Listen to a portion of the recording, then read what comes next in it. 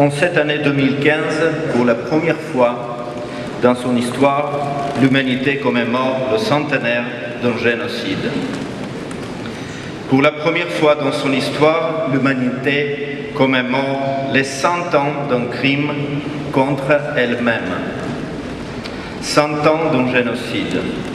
100 ans des génocides qui ont suivi celui du peuple arménien. 100 ans de déroute et d'errance de l'humanité dans les couloirs de plus en plus obscurs du mal. 100 ans de marche de l'être humain vers une existence de plus en plus déshumanisée, guidée par une seule obsession aveugle, tuer l'autre parce qu'il est différent.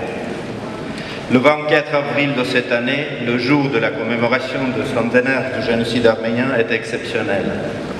Exceptionnel par l'engagement sans précédent des personnalités, des peuples et des pays qui appellent les faits par leur nom, qui sont justes et qui rejettent le mensonge, par la solidarité envers le peuple qui a survécu au premier génocide du XXe siècle.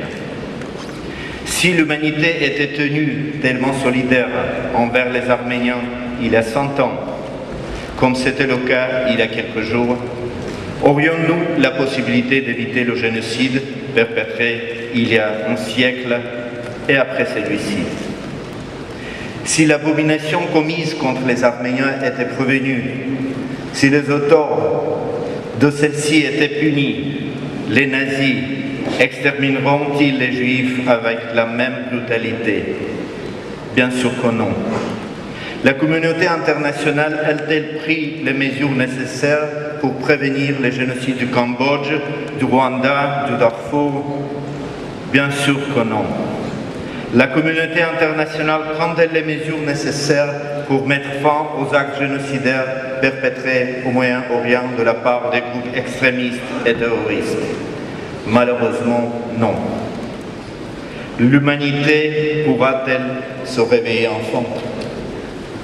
En cette année 2015, elle est venue répondre à cette interrogation à l'occasion du centenaire du génocide arménien.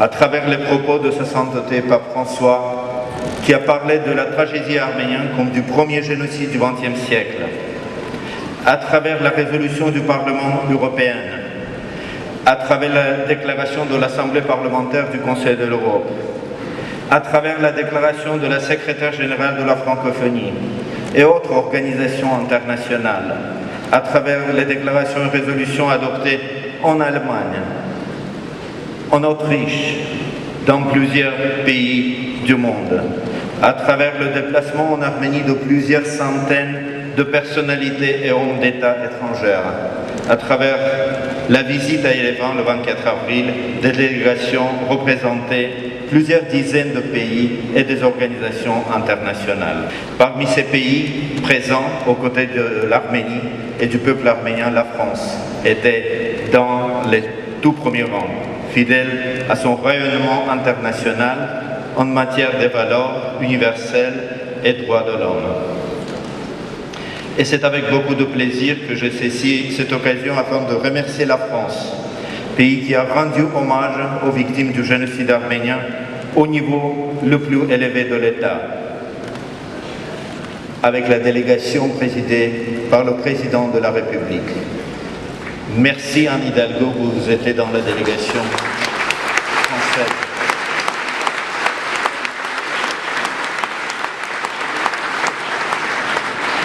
Avec le discours très fort du président de la République française, M. François Hollande.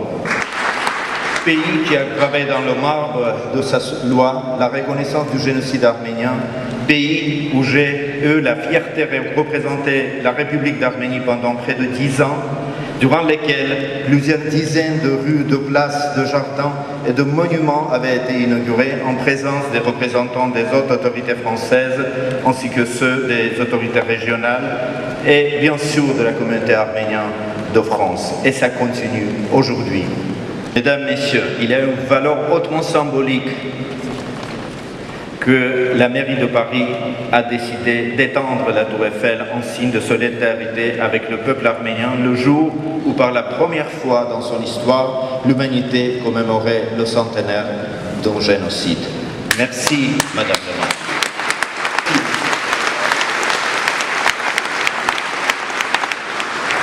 Cet élan de solidarité avec l'Arménie et le peuple arménien traduit au niveau international vers une véritable prise de conscience du fait que l'ère des génocides n'appartient pas à un passé révolu et que la prévention des crimes contre l'humanité doit requérir l'attention constante du monde civilisé et concentrer tous ses efforts sans subordonner cette noble cause en calcul géopolitique.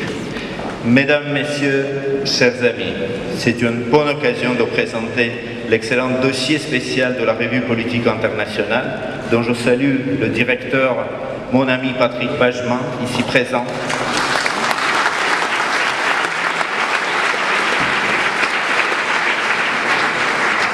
Ce dossier contient des articles et entretiens du président arménien, des présidents actuels et précédents de la France, de Charles Aznavour, ainsi que de grands experts du droit international et des génocidologues de renommée mondiale.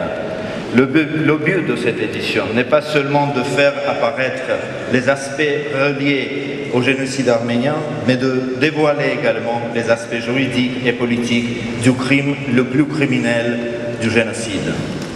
Car derrière les termes génocide, crime contre l'humanité, il y a le destin de millions d'êtres humains qui ont vu leur vie brisée. Les efforts infatigables de l'Arménie menés en faveur de la lutte contre le négationnisme, ainsi que la prévention du génocide, visent à consolider cette conscience parce que le peuple arménien, qui a survécu au premier génocide du XXe siècle, éprouve une grande responsabilité morale pour apporter sa contribution aux efforts internationaux. En témoigne la résolution initiée par l'Arménie et adoptée par consensus le 27 mars par le Conseil des droits de l'homme de l'ONU. Madame la maire, il m'est particulièrement agréable de me trouver dans cette salle si familière et de constater que cette belle tradition dont j'ai pu assister à sa création avec votre prédécesseur Bertrand Delanoë, pour qui j'ai une pensée chaleureuse, devenue désormais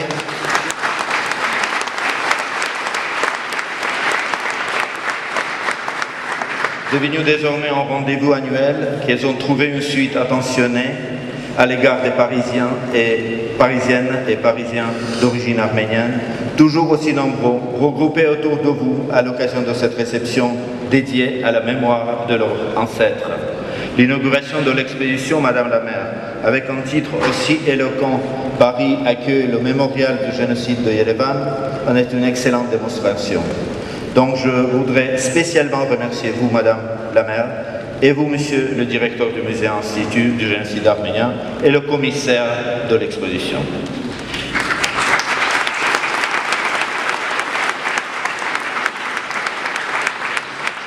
Je sais, Madame Hidalgo, votre décision de vous rendre en Arménie cette année en octobre. Sachez, Madame la maire, que vous serez toujours bienvenue à Yerevan afin de développer le partenariat établi entre nos capitales et afin de connaître sur place l'Arménie, où vous êtes considérée comme une grande amie.